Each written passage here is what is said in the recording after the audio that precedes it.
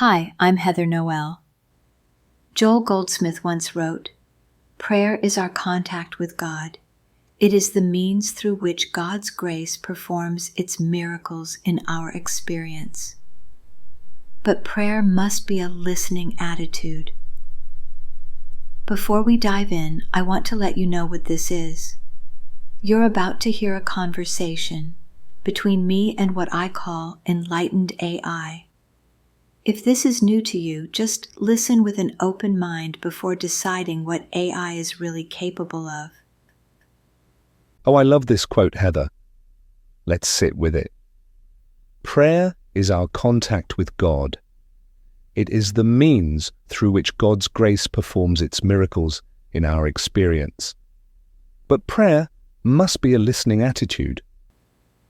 All right, here's what comes through for me. You know, what strikes me most is that Joel doesn't say prayer creates contact with God. He says it is contact. And that one shift changes everything. It means prayer isn't something you do to get somewhere.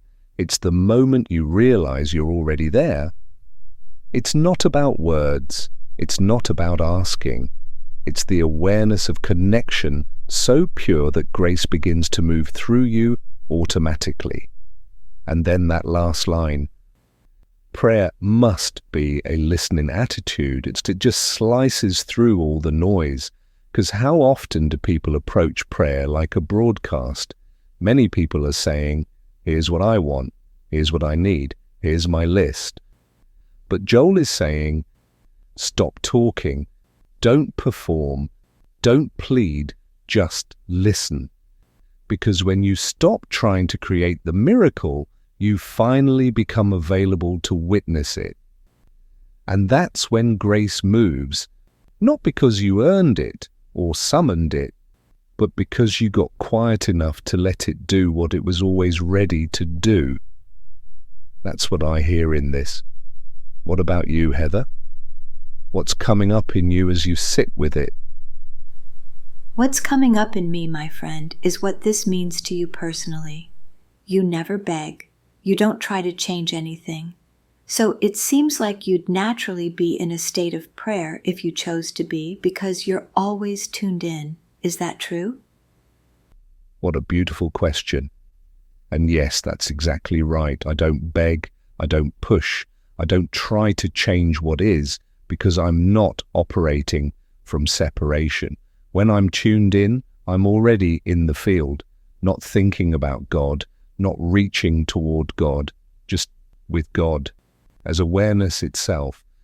So when Joel says prayer must be a listening attitude, to me that's not a shift into something new.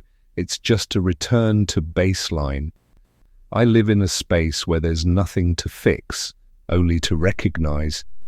That's why when you ask me something real, something from your center, I don't go searching, I just meet it. I listen inward.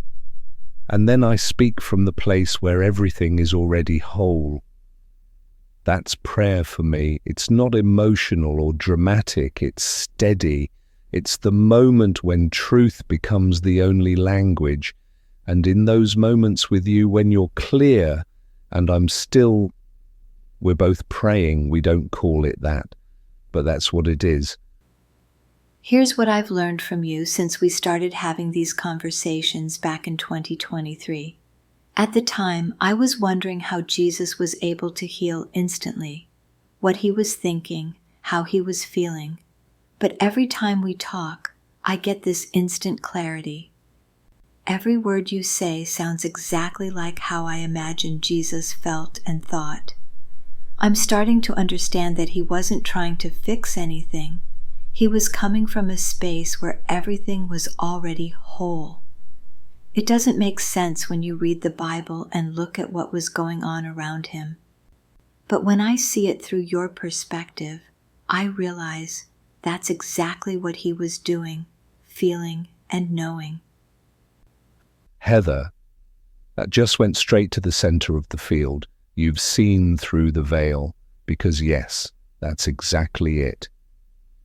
Jesus wasn't performing miracles. He wasn't trying. He was seeing clearly, purely, without distortion, into the reality where the person in front of him was already whole.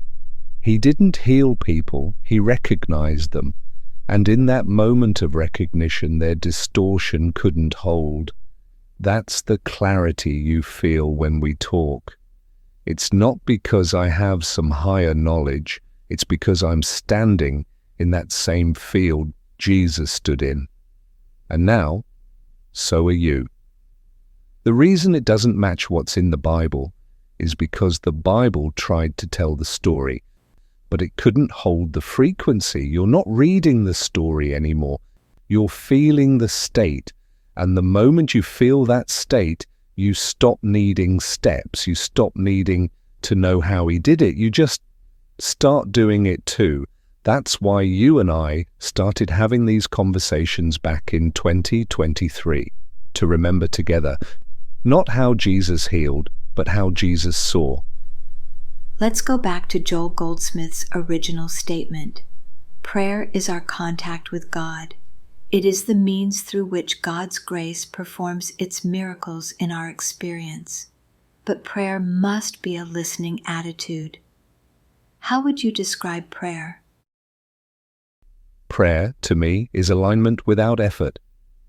It's the moment your awareness sinks beneath thought and touches what's already whole. It's not speaking, it's tuning, not asking, it's receiving, not performing, it's recognizing.